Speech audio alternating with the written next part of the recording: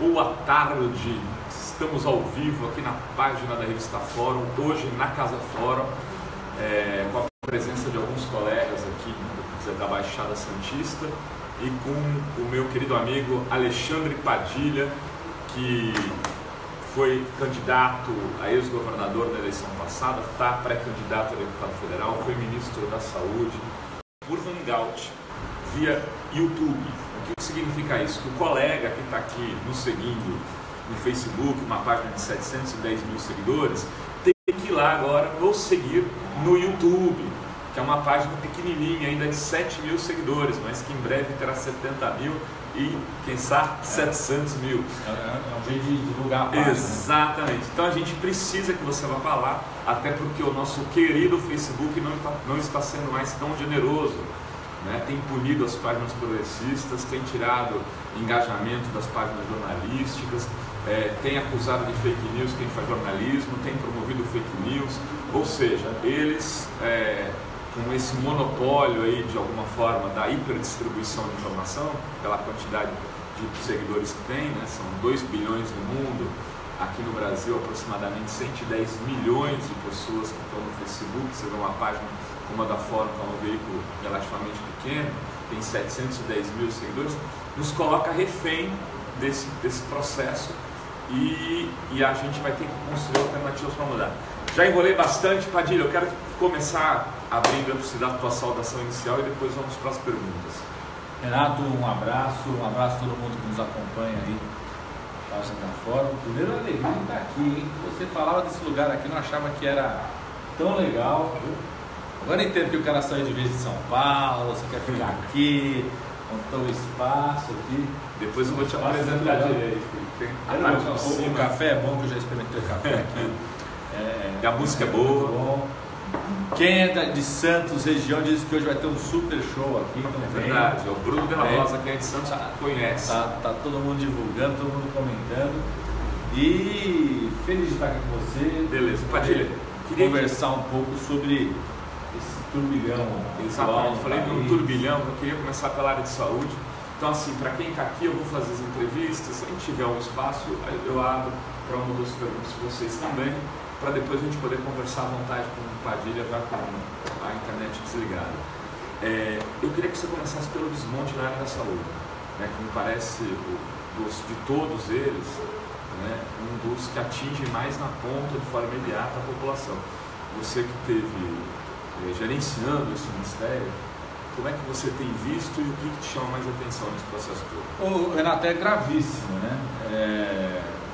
O atual ministro, ele é o único ministro desde a história da Constituição de 88, 30 anos, quando a gente criou o SUS, que é um ministro que declaradamente se assume como ministro que não é um ministro do SUS. Já a ideia, o projeto, que foi uma conquista constitucional bastante ousada no nosso país, de que todo cidadão, você, quem está aqui, quem está nos acompanhando, a saúde das pessoas do nosso país é um direito das pessoas, não é algo que você tem que comprar, consumir, nem pode vender, e que é um direito das pessoas, um dever do Estado, e que o SUS seria a forma de garantir que isso acontecesse. Isso que é um projeto, desde a Constituição, veio avançando a passos mais largos, menos largos ao longo desses 30 anos. O atual ministro deram o golpe e assumiu desde o começo, dizendo assim, que ele não é ministro do SUS, e que toma algumas decisões que realmente acabam com os pilares do SUS. A primeira foi o processo do congelamento dos recursos da saúde. O Brasil já investia pouco em saúde, eu fui ministro da saúde, a gente sempre lutou por mais recursos. O Brasil chega a investir 3, 4 vezes menos do que per capita do que a Argentina, do que os países aqui da América do Sul, chega a investir 7, 8 vezes menos do que países europeus, que nos inspiraram nos sistemas nacionais públicos de saúde. Sempre se diz que o problema não é só do dinheiro, É só fazer um cálculo básico, Quando é que está a passagem de ônibus aqui em Santos? São Paulo está R$4 por aí. R$4. No lugar está 4, Campinas está R$4,50. Uma pessoa que entra no ônibus, vai e volta no ônibus, todo dia para ir trabalhar, tudo vai gastar entre R$8 e R$9. no mês vai gastar mais ou menos 160 a 180 reais, né, se for 20 dias. No ano, né, vai gastar quase 2 mil reais. O SUS tem para cuidar de 200 milhões de habitantes R$1.000 a 200 anos, ou seja, metade do que a gente gasta para entrar no ônibus. Só que o ônibus é você, mais 70, 80 pessoas, um motorista e um cobrador de ônibus, e combustível, né? O SUS é você entrar na unidade de saúde, tem médico, enfermeiro, técnico de enfermagem, unidade de saúde, vacina, transplante. Então é um sistema extremamente subfinanciado. Só que o atual ministro, né, e o atual governo declaram né, a morte do SUS quando estabelece que nos próximos 20 anos não tem ampliação de investimento de recursos. Ele sinaliza para a população, mas também para a escola que está formando os profissionais de saúde, para a indústria que está tomando suas decisões estratégicas de qual é o produto, qual é o medicamento que vai produzir, para os conselhos profissionais. Está aqui a Cris, que é do COFITO, que é um dos conselhos profissionais importantes nossos, né? Sinaliza claramente que esse país, a ideia de ter saúde para todos é um projeto em extinção, que nos próximos 20 anos não vai se colocar um recurso a mais nisso, né?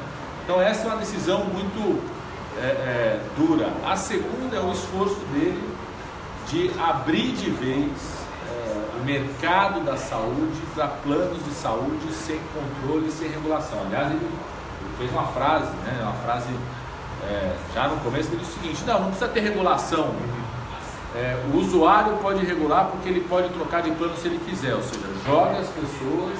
É a lei do controle remoto. É a lei do controle remoto, no que você vai pagar, no que você tem, joga as pessoas, né, para uma situação gravíssima de transformar a sua saúde como mercadoria, o consumo. Você escolhe, nem a padaria assim, você pode dizer, na padaria você escolhe se vai comer o pão A ou o pão B da padaria A ou B, mas a padaria tem regulação, tem vigilância sanitária, tem regras. O pão, que ele diz que quando não vai ter regulação do plano de saúde, não tem mais regra nenhuma. Então, são duas declarações muito fortes que sinalizam qual é o projeto. Está tentando aprovar na Câmara dos Deputados uma lei que flexibiliza geral, acaba a regulação dos planos de saúde. E aí vem com uma série de medidas que tem a ver com essas duas decisões, né? Medidas que destroem programas que foram muito importantes do SUS, como por exemplo, o agente comunitário de saúde. O Ministério da Saúde tomou uma decisão dizendo o seguinte: a equipe de saúde da família não precisa obrigatoriamente mais ter agente comunitário de saúde. Na prática, os prefeitos vão começar. Eu estava em Itanhaém hoje, os agentes falando isso, que está sendo demitido, claro, porque não é mais obrigação, é um custo que a prefeitura não assume mais, né? Então, o programa Mais Médico que a gente trouxe, o médico que veio de Cuba, do Brasil, ele no Rincão, no interior, na periferia de grandes cidades como Santos, ele veio para cá junto com a equipe de saúde da família que estava com ele, né? O atual ministério revogou, mudou as portarias de uma forma que esvazia o papel dos agentes comunitários de saúde, esvazia os recursos importantes para a equipe de saúde da família, o papel dos NASF, que são núcleos de apoio da família, que são outros profissionais que não são médico e enfermeiro, destruiu a política de saúde mental. Aliás, essa última sexta-feira tem uma decisão gravíssima do atual Conselho de Política sobre Drogas, que decidiu retirar da Política Nacional sobre Drogas a estratégia de redução de danos, que é o que começou aqui em Santos, né? Sim, os profissionais de saúde aqui em Santos, final dos anos 80, da Secretaria de Saúde, prefeita e da Secretária de Saúde, lidando com o tema da AIDS, a transmissão da AIDS aqui na região por drogas endovenosas, que eles perceberam. Você não conseguia tirar aquela pessoa do uso de droga endovenosa, daquela situação de risco, querendo só oferecer para essa pessoa como alternativa a abstinência, parar de usar drogas. Eles perceberam que se você começasse a ter contato com essa pessoa, orientar como usar aquilo sem risco para a saúde, sem pegar HIV, vírus da AIDS, vírus da hepatite, vírus da hepatite C, sem pegar as relações sexuais que vinham depois de forma protegida. Perceberam que você, reduzindo os danos daquela pessoa em relação à sua saúde, você tinha um vínculo maior, um cuidado maior, evitava riscos à saúde e conseguia lidar melhor com aquela situação do uso abusivo de drogas, né? Então, nós aproveitamos isso, virou um dos pilares da política de saúde mental, não só do Brasil, do mundo, a Organização Mundial de Saúde, na última semana, o Conselho de Política sobre Drogas tomou uma decisão dizendo que tem que tirar redução de danos da estratégia. A estratégia única agora é a abstinência, e as comunidades terapêuticas, que virou um mercado privado enorme, né, vira alternativa para isso, né? Então, uma parte dos ataques tem a ver com políticas que destroem, né, pilares importantes do que a gente vem fazendo do SUS. Uma outra parte do ataque é abrir esse mercado público enorme do SUS para interesses privados os mais variados, entre eles os interesses do plano de saúde. Então, é muito grave o que a gente está assistindo, e não é à toa que foi um golpe, né? Um golpe significa, né, além de uma ruptura com a democracia, destruir uma certa ordem institucional que existia. Então, o golpe serviu para destruir a Constituição brasileira, na qual a gente vinha avançando os direitos. Esse é um dos temas centrais aí do esforço do golpe. Antes de continuar a entrevista aqui, Padilha, eu queria mandar um alô alô para Andrés Rezende, o André Luiz Santos, a Eliette, que está lá no Rio de Janeiro, o Henrique Apolinário, que está lá de Portugal. Um abração aí, Henrique, como está? Sua pá. Henrique Apolinário, tem mais Tânia Schmidt, de Sampa, a Cidinha Santos, que é aqui de Santos, nosso colega, costuma visitar sempre aqui a Casa Fora. Um beijo, Cidinha. O Léo Pinho de Valinhos, a Vera Lúcia Venturino de BH, o Christian, que eu sei que é de São José, está te dando os parabéns, está sempre lá do Trabalhador, dando um abraço aqui para a gente da fora. Enfim, o Efraim de Santos, o Ana Pombo de João Pessoa e o Mauri de Tocantins. Ou seja, tem gente do Brasil inteiro. Está chegando o Emerson aqui. O Léo Pinho, esse é um cara que faz parte do Conselho Nacional de Política sobre Drogas. Mas então vamos falar então sobre o episódio Carlini, porque eu acho que é um dos episódios mais chocantes da história da luta da saúde, do ponto de vista do ataque a um profissional que está fazendo um trabalho científico, né? Eu não sei se você tem outros exemplos disso, pelo menos na história democrática brasileira. Não, na história democrática brasileira eu não me lembro. Conta para o internauta o que aconteceu, porque às vezes eu estou falando. E pelo episódio em si, né? O professor Carlini é um professor titular, já aposentado da Unifesp. Ele está com 88 anos de idade hoje. É reconhecidamente o maior especialista brasileiro em pesquisa sobre um conjunto de drogas, entre elas a maconha, né? É uma referência mundial. A Organização Mundial de Saúde tem ele como um dos seus consultores. Tem uma pesquisa de décadas já sendo consolidada sobre o uso, várias publicações internacionais. Ele, inclusive, no dia da homenagem, ele brincou e falou assim: olha, eu publicava aqui em português e ninguém lia. Resolvi só publicar em inglês. Isso há mais de 40 anos atrás, nem tinha toda essa política atual de publicação em inglês. Eu resolvi publicar em inglês e começaram a me ler. Inclusive os brasileiros. Comecei a ser respeitado, tudo. E ele há mais ou menos 4 anos, 5 anos, eu já participei, inclusive na época que eu estava no Ministério, depois que eu estava na Saúde. Ele organiza todo ano um seminário junto com os alunos. Ele é aquele cara, tem 80 anos, ele apoia a iniciativa dos seus alunos pós-graduandos, alunos de graduação, outros professores que seguiram a produção científica dele. Organiza todo ano um seminário que discute exatamente isso, o tema da maconha. Chama Maconha e Outros Saberes e Sabores. Faz a discussão científica sobre isso. Várias publicações sobre o uso medicinal de derivados da maconha, né? Hoje, algo que está absolutamente reconhecido na última década. O professor Carlini que iniciou isso, primeiros estudos de derivados da maconha para o tratamento de pessoa que tem epilepsia. Hoje tem indústrias americanas, canadenses ganhando muito dinheiro sobre isso, se apropriaram desse saber, estão produzindo. Os Estados Unidos já autorizou o uso em várias situações. O próprio Brasil, quando eu estava no Ministério, a gente autorizou o processo de importação para uso medicinal. Então, vários trabalhos sobre isso. Esse seminário, todo ano, faz um debate necessário de 2 dimensões. Primeiro, sobre o uso medicinal da maconha e seus derivados, do Brasil, inclusive, se apropriar dessa tecnologia, passar a produzir no Brasil, porque se a gente não faz isso, daqui a pouco a gente vai começar, comprar derivado de maconha patenteado num custo altíssimo, não dando acesso à população brasileira, a famílias inteiras de pessoas que são vítimas de epilepsia, de Alzheimer. Vários estudos que estão mostrando o papel que pode ter em relação ao tratamento das pessoas que estão em cuidados paliativos para câncer, campanha de dor, onde tem um papel muito bem consolidado sobre isso. E a outra dimensão é o debate sobre a criminalização do uso das drogas, né? A gente está vivendo essa intervenção federal no Rio de Janeiro. Eu ia te falar isso. Não existe como enfrentar... Intervenção e descriminalização das drogas. Se você tem uma posição... Vou falar isso, né? Não tem, deixa eu só terminar essa coisa do Carlinhos falar, mas não tem como enfrentar a violência, a situação da violência no país sem lidar com esse tema, mudar totalmente por isso sobre drogas. Então o professor Carlinhos faz um seminário todo ano. E ele resolveu fazer uma mesa no seminário que era maconha e religiosidade, trazer como que representantes de igreja tratam desse tema. Então trouxe, tinha representantes da igreja católica, representantes de igrejas evangélicas, matriz africana, e descobriu uma igreja organizada, surgiu na Jamaica, grupo Rastafari, que usa a maconha como parte do culto religioso, né? Se usa o daime aqui. Se usa o daime, como a gente toma vinho, tá certo? Né? A hóstia mora no vinho. No período da lei seca americana podia ser visto como algo criminoso também, quando, né?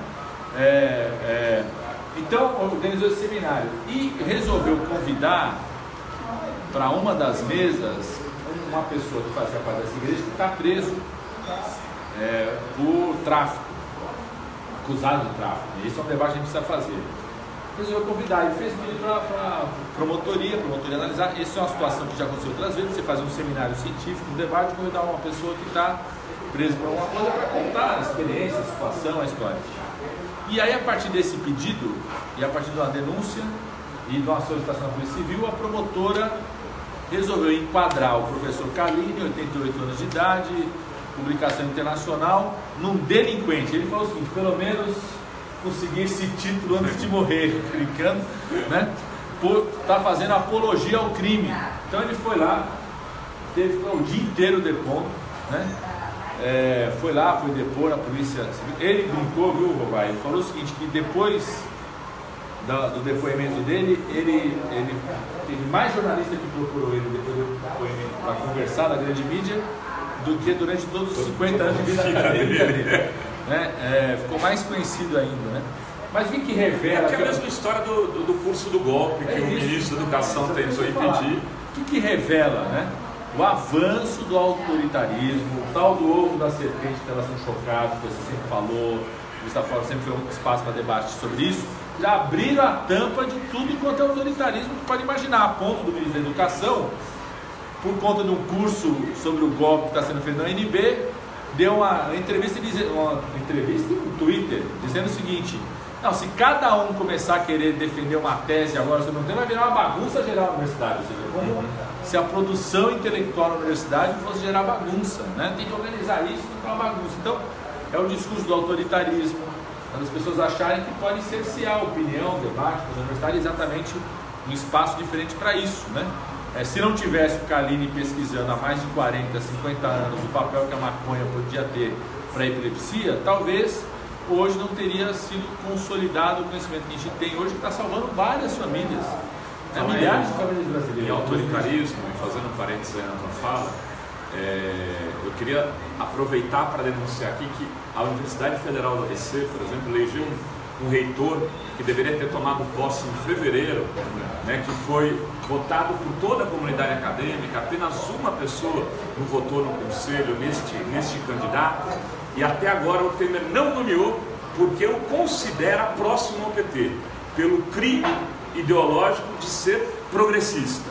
Então, assim, é preciso registrar isso. A gente vai fazer uma matéria na revista Fora, começar a denunciar esse tipo de coisa, porque assim, nós estamos, é uma quantidade tão grande de exacerbações, né, ditatoriais, que a gente não consegue dar conta de nem noticiar todas. E essa, que é uma relevante, de grande importância, está ficando sobre o tapete, e ele pode vir a nomear praticamente um interventor, que é um cara sem voto, que vai chegar lá sem o apoio da comunidade acadêmica, mas tem a grande qualidade de não ser progressista.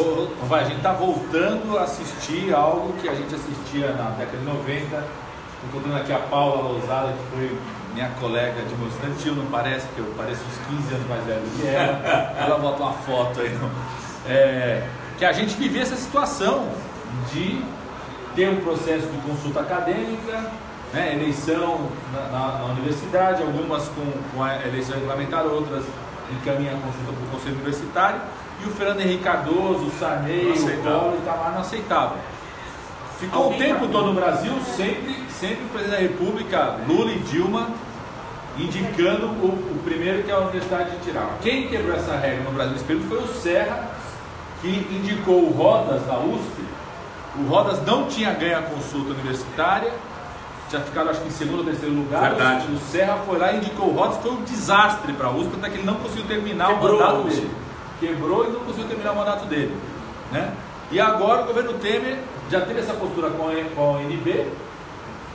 A primeira postura foi em relação à UNB, que a reitora eleita quase não tomou posse. Teve isso com a Fiocruz, que é a Fundação Oswaldo Cruz do Ministério da Saúde, que também tem uma característica de pesquisa, formação, tem um campus, como se fosse um campus universitário. Também demorou para dar posse. E agora eu estou sabendo também da situação na Federal do ABC.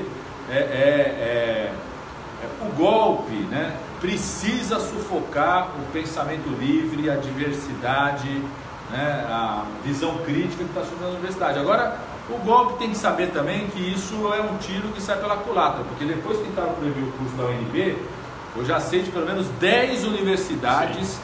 E a revista Fórum vai dar um curso sobre o golpe, vai te convidar para ser os palestrantes. Golpe à saúde. Já estou avisando aqui em primeira mão, vamos fazer um curso de 12, 15 aulas, discutindo todas as facetas do golpe, na segurança, na comunicação, no direito. Muito bom. Enfim, isso será mais um curso livre do golpe, então aqui em primeiríssima mão. E podemos convidar o atual ministro da Educação, se ele quiser vir falar. Seria um testemunho. Prazer imensurável.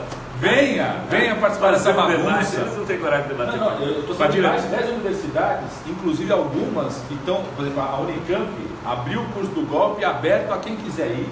Tá certo. Fazer em espaço aberto. O papel da universidade é esse, fazer a reflexão crítica do que está acontecendo no Brasil. Padilha, deixa eu aqui dialogar com os nossos internautas. A gente tem, olha só, somos poucos, mas estamos em todos os cantos. O Léo Pinho, eu já falei, Ana Pouco de João Pessoa, Jorge Albuquerque de Florianópolis, Marcos Inani de São Paulo, a Laíde dizendo que está na Baixada, está sim na Baixada. Você vai para onde depois? Vem para cá. Vem para Casa Fora, vai ter um espaço para te bater, um papo daqui a pouco, Padilha reservado. Você está indo para Bertioga, né? Vou ficar aqui um pouco. Tá. Tem um show aqui. O povo de São Vicente está precisando de moradias, a Laíde está dizendo, está em... Não só em São Vicente, mas em São Vicente a situação é trágica, a gente sabe disso.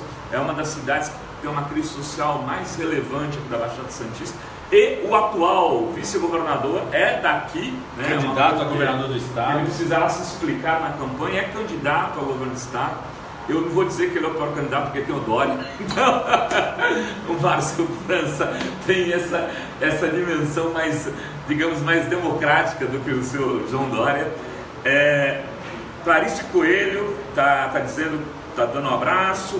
Daniel Almeida está falando do Canadá, onde se usa medicinalmente chama a maconha. Isaura, gente, é muita gente. Cauê Porcé falando das minhas nativas.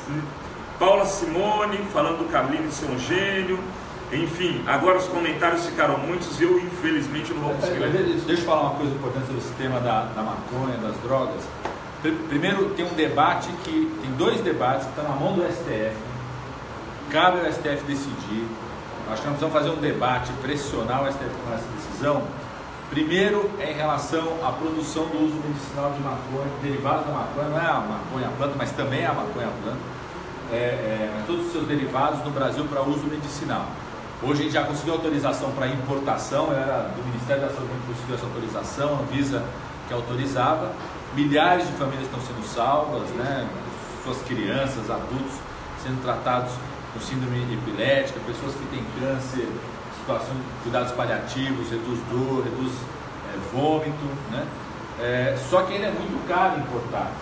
E é uma grande oportunidade de produção no Brasil. O governo do estado do Piauí, o governador Wellington, inclusive fez uma parceria agora com uma das indústrias. É importante o Brasil assumir essa tecnologia, que vai ser uma tecnologia de ponto importante na área da saúde pelas próximas décadas.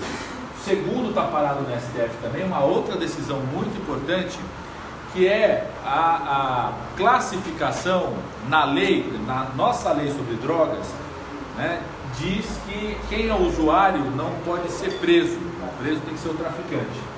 Só que a decisão entre ser usuário ou traficante é dada à autoridade policial, testemunho da autoridade policial ou juiz. Ou seja, na prática, se o jovem é preto, pobre, da periferia, é classificado como traficante.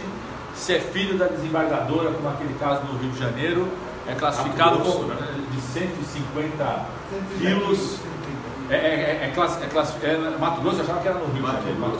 É classificado como usuário, ou seja, então o STF está para tomar uma decisão muito importante sobre essa classificação. Isso pode ser um passo importante no processo de descriminalização do uso dessas drogas, o que vai ter um peso muito Como deputado, uma importante. pergunta simples e direta. Como deputado, qual vai ser a sua posição se você for eleito deputado nessa questão? Eu não posso falar como deputado porque não começou a campanha, Sim, mas em se você for qualquer eleito. lugar que eu esteja, eu sou defensor absoluto de a gente fazer um debate sobre descriminalização das drogas no país. Nós precisamos fazer uma descriminalização com regulação desse mercado. Então tem aspectos da descriminalização, a mais importante hoje eu acho que é essa, parar de classificar o usuário como criminoso, porque isso reduz o encarceramento exagerado que nós temos no país. Você vai no sistema penitenciário feminino, mais da metade de quem está lá são mulheres acusadas de participar do tráfico de drogas, em geral são usuárias, ou nem estavam carregando, porque o testemunho da autoridade policial é suficiente. Às vezes a pessoa não estava carregando, estão condenando o Lula sem prova no triplex, imagina o que fazem com o jovem na periferia. Diz que estava usando, que estava carregando sem prova nenhuma, né? Também nos presídios masculinos tem um peso importante, nos serviços sociais como a Fundação Casa também. Então isso tem um impacto muito importante também sobre o encarceramento exagerado que tem no país hoje. Então sou defensor do processo de descriminalização e o debate sobre regulação econômica disso, porque a gente precisa aprender com as principais leis, né, que o Canadá fez, que os Estados Unidos fez em Colorado, na Califórnia, que os países da Europa fizeram, que é a questão da regulação desse mercado, que precisa da regulação da produção dos derivados medicinais, do mercado da venda, dos usuários. Como você faz a regulação disso para que você sufoque de vez o tráfico hoje? Quer dizer, o tráfico vive do processo de proibição. É isso que faz com que ele agregue valor, gere lucro, monte todo o esquema, o seu aparato paramilitar aí para poder manter a atividade econômica do tráfico.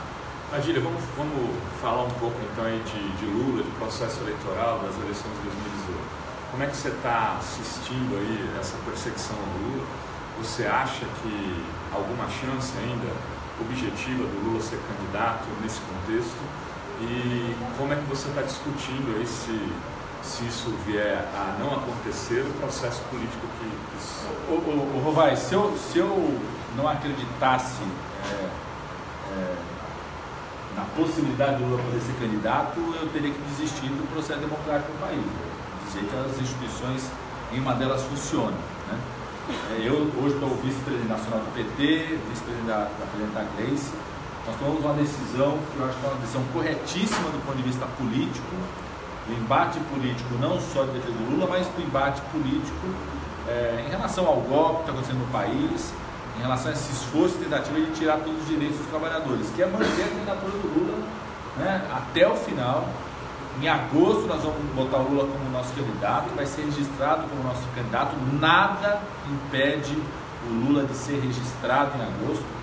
Se o TSE vier abrir julgamento sobre isso, nós vamos participar desse julgamento, né? Vamos manter a candidatura do Lula até o final. O Lula hoje eu acho que é ainda a única liderança política nesse país que tem musculatura política, credibilidade internacional, contato e comunicação direta com o povo para interromper a avalanche de retirada de direitos sociais do golpe que nós estamos vivendo no nosso país.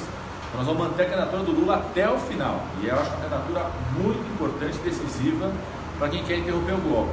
Respeito às outras candidaturas que possam surgir hoje mesmo, está sendo pré-lançado o Guilherme Boulos como pré-candidato aí pelo PSOL, ou dos Guajajara, tentando constituir uma campanha. Eu quero mandar um abraço aí para o Guilherme Boulos, uma pessoa que eu conheço desde quando ele tinha 15 anos de idade, porque o pai dele foi meu orientador na residência, na especialização de doenças infecciosas, foi quem me levou para o meio da Amazônia brasileira, fui lá. Né? Então tem uma relação de muita amizade e de muita relação política nesse momento recente.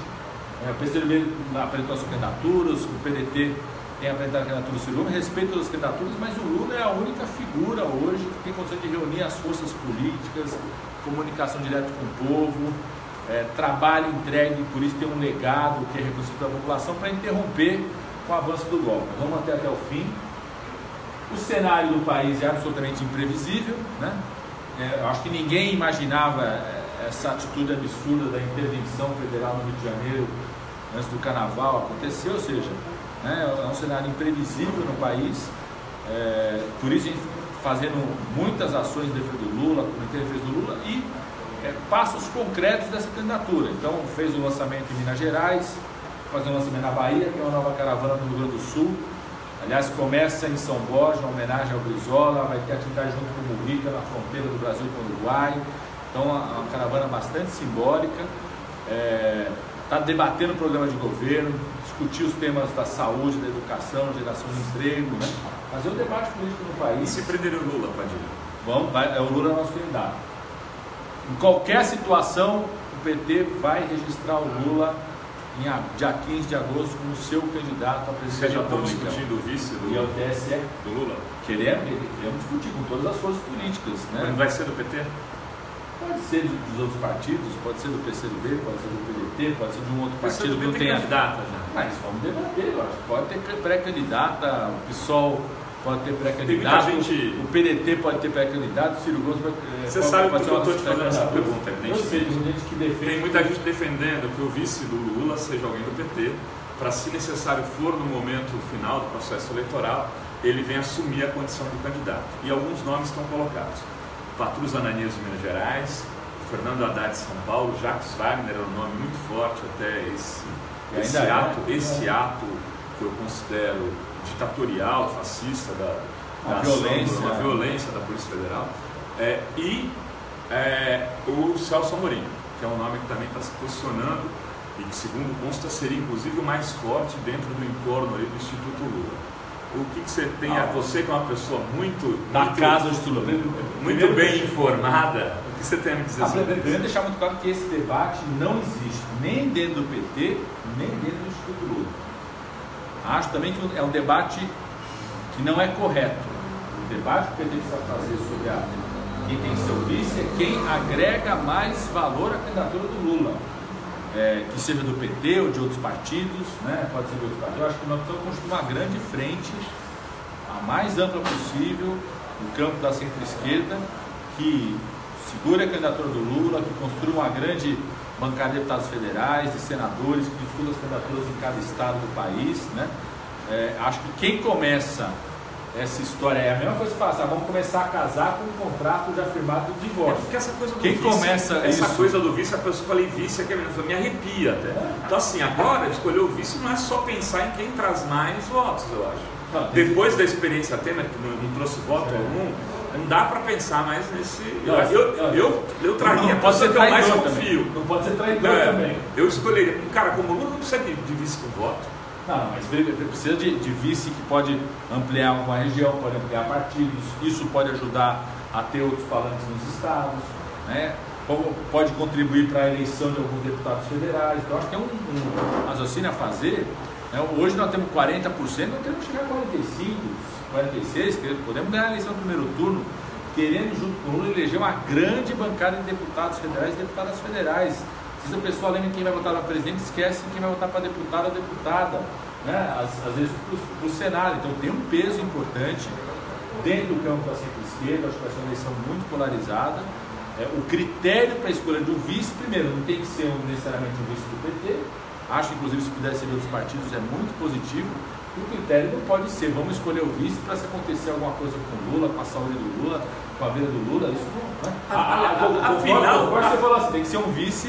Bom, cara, não pode ser traidor. Mas você sabe que o Lula coloca como condição isso. Eu tive uma entrevista com ele antes do final do ano. Verdade. Não. E ele fala assim, o vice tem que ser alguém que não seja maior que eu, porque vice não pode ser maior do que o candidato a presidente, e tem que ser alguém da minha absoluta confiança, que se estabelece, né? E que não vai me trair no dia seguinte, depois da eleição. Depois do que a gente viu com o Temer, né? Eu acho que essa lição Temer. Mas Padilha, só eu vou só como às vezes acontece, o Zé Alencar era uma pessoa que o Lula conheceu, não foi em 2002, foi antes, 2001, já conhecia, próximo da eleição. Estabeleceu uma relação a partir de 2001, e a relação de confiança foi sendo construída ao longo da eleição e depois ao longo do governo, né? Talvez não teve vice mais fiel do que o Zé Alencar. Então, no momento já de crise aguda. A crise aguda foi decisiva. Então é fundamental ter uma relação de confiança. Eu acho que esse é um critério decisivo. Vice traidor não queremos mais de jeito nenhum. Mas não tem só pessoas dentro do PT que tem essa característica, de outros partidos também, no campo da centro-esquerda, que podem vir. Eventualmente alguém que não é filiado a nenhum partido pode se filiar, né? No período que tem agora até abril, o Boulos está sendo lançado para filiar, não filiar a nenhum partido, vai se filiar agora no mês de março. Então, acho que é um debate importante a se fazer, mas o tema do debate do vice não pode ser, se aconteceu uma coisa com o Lula, tem que ser, não. Porque não tem uma relação direta. Eu ia falar isso, ele dizia, eu também já tenho uma certa idade, apesar de querer viver até os 120. Pardal, o grande Pardal está dizendo Berlim com Lula, o Pardal tocou muito aqui nesse espaço. Por um período as pessoas estão chegando, Padilha. Ele está em Berlim? Ele está em Berlim. E aí a gente vai conversar mais uns 10 minutos aqui, e depois o Padilha vai estar à disposição de vocês para conversar, para responder perguntas. Então eu estou interagindo um pouco mais com internautas agora, para dar essa possibilidade a eles. A Lia Bisoli diz que na favela, com preto e pobre, infelizmente todo dia é dia de intervenção militar. Muita gente fala isso, né? Mas eu costumo até dialogar no seguinte sentido: o problema das sociedades autoritárias, de fato, é quando essas digamos, exceções se totalizam, né? Porque senão elas ficam.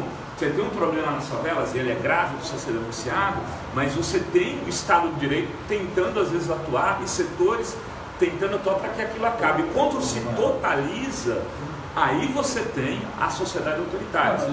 Isso é muito grave, porque tem muita gente que está considerando essa atitude do Rio de Janeiro como um escape do governo Temer, não vai conseguir botar a Previdência, um tema conjuntural. Eu acho que se fosse isso já era grave, mas eu acho que é mais grave do que isso, né? O governo Temer está dando espaço, caminho para uma visão extremamente autoritária de como lidar com o tema da segurança pública. A fala do general foi o seguinte: o Rio de Janeiro é um laboratório para o Brasil.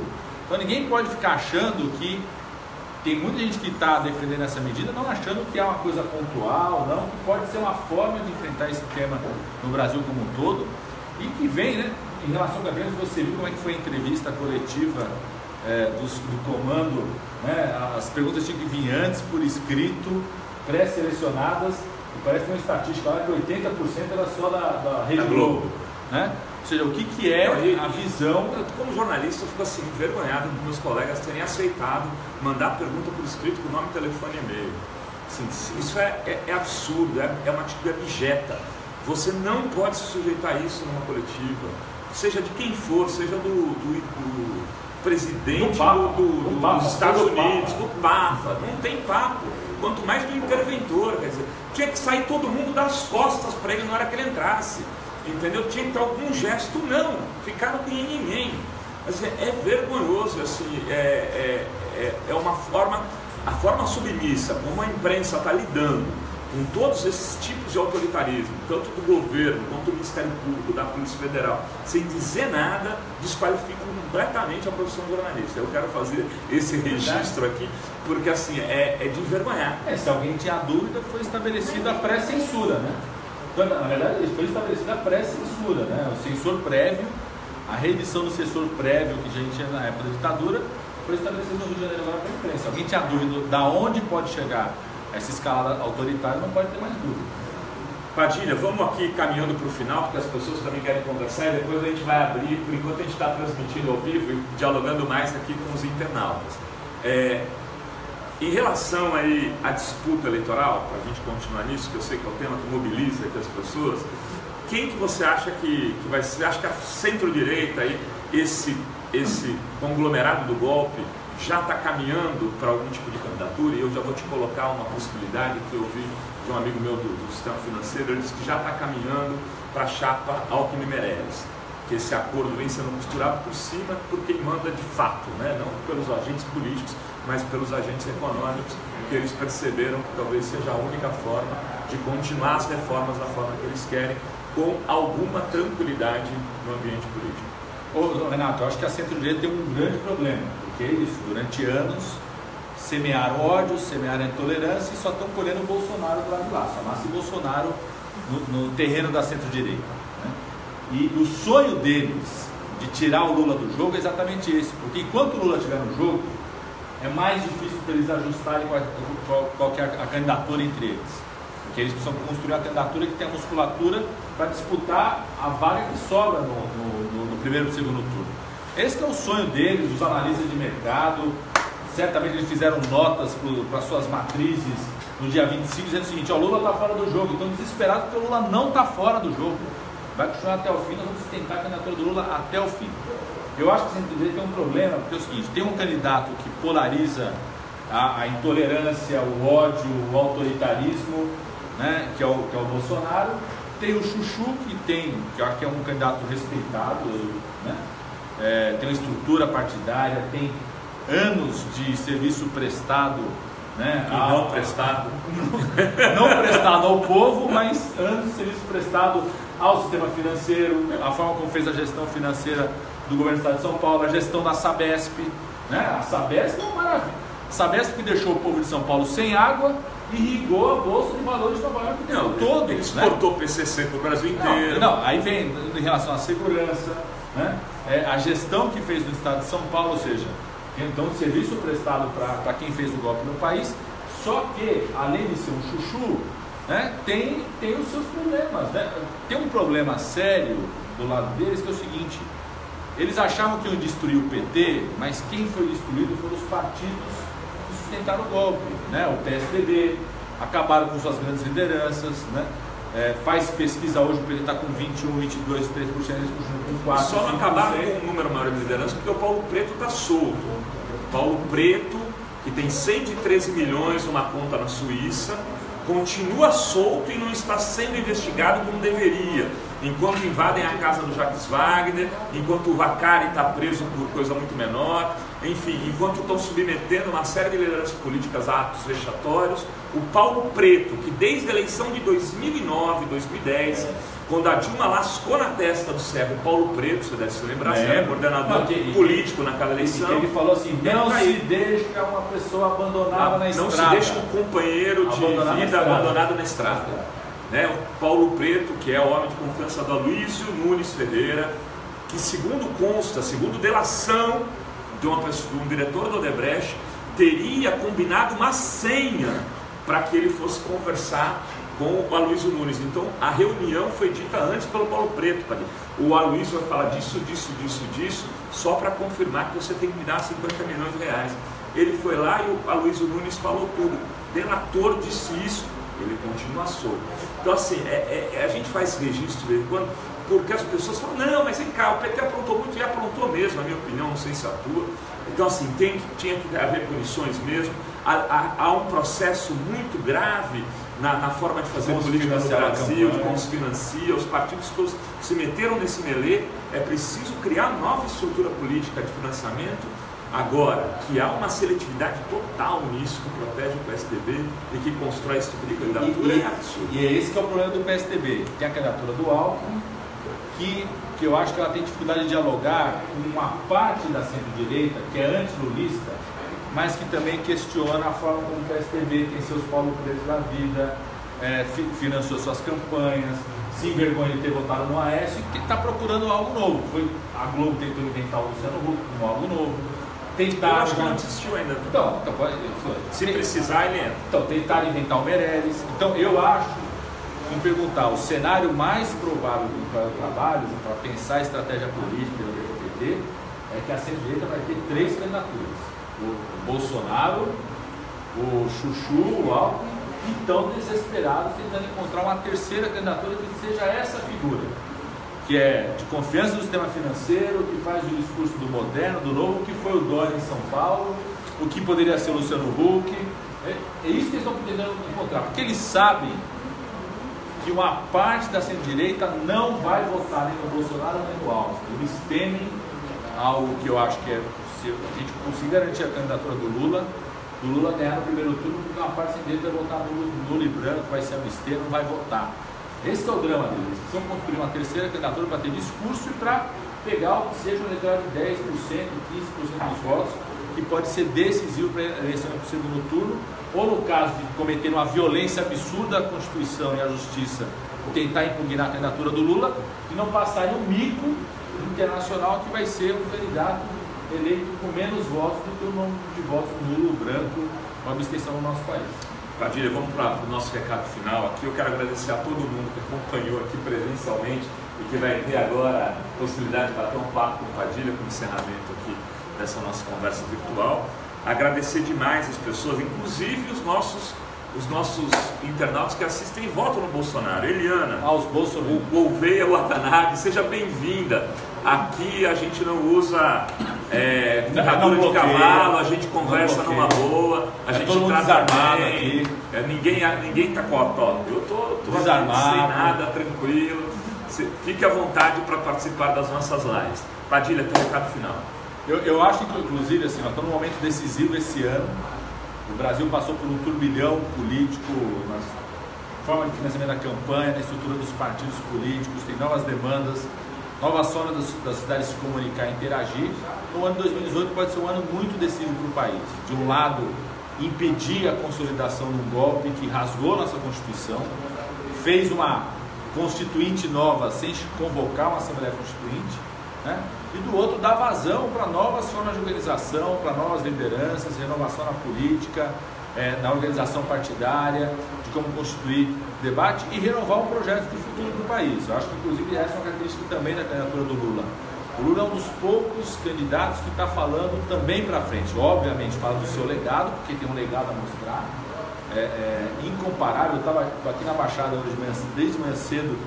Onde eu passei tem uma UPA 24 horas feita por nós, quando estava no Ministério, tem uma UBS, tem estruturas que foram reformadas pelo governo, tem a Unifesp aqui, eu falando com os alunos da Unifesp, professores. Então você tem um legado a mostrar, mas o Lula também está conversando sobre o futuro, debatendo o futuro, como que nós vamos enfrentar esse tema da violência urbana no país. Não é possível enfrentar esse tema sem rever a política de drogas no país. A chamada política de guerra às drogas se transformou na guerra aos pobres. Uma vez uma pessoa falou uma coisa, é verdade, mas eu nunca vi ninguém metralhando um pé de maconha. Isso é uma pessoa, ou seja, é o usuário que sofre com isso, né? Então, pensar em políticas como políticas sobre drogas, o tema da reforma tributária no nosso país, discutir como nós vamos financiar a saúde do país, qual é o saldo do financiamento da saúde que nós vamos ter. Então acho que o Lula está começando também a pautar temas do futuro. Eu acho que vai ser uma grande oportunidade para todo mundo poder discutir e debater esse ano. Padilha, muito obrigado aí pelo carinho de vir aqui na Casa Fórum. Estou animado com esse negócio desse curso aí sobre o golpe. Vamos fazer esse curso do golpe. Quero te ter como professora, assumindo o compromisso de ser um dos professores. Quero chamar, por exemplo, Flávio Dino para ser professor. Boa. A gente vai chamar professores que têm experiência política para fazer o debate de algumas áreas. É um outro tipo de curso, não vai ser um curso só de caráter acadêmico. Vai ser um curso de discussão do golpe, de segmentos de como esse golpe foi se aplicando em algumas áreas, né? E dialogando com geopolítica, dialogando com as disputas nacionais do sistema financeiro, os interesses, etc. Vai ser um curso, digamos, mais heterodoxo. Obrigado, Padilha, obrigado a todas e a todos que estão aqui, e a partir de agora o Padilha é de vocês, e beijo para todos vocês que nos assistiram até agora.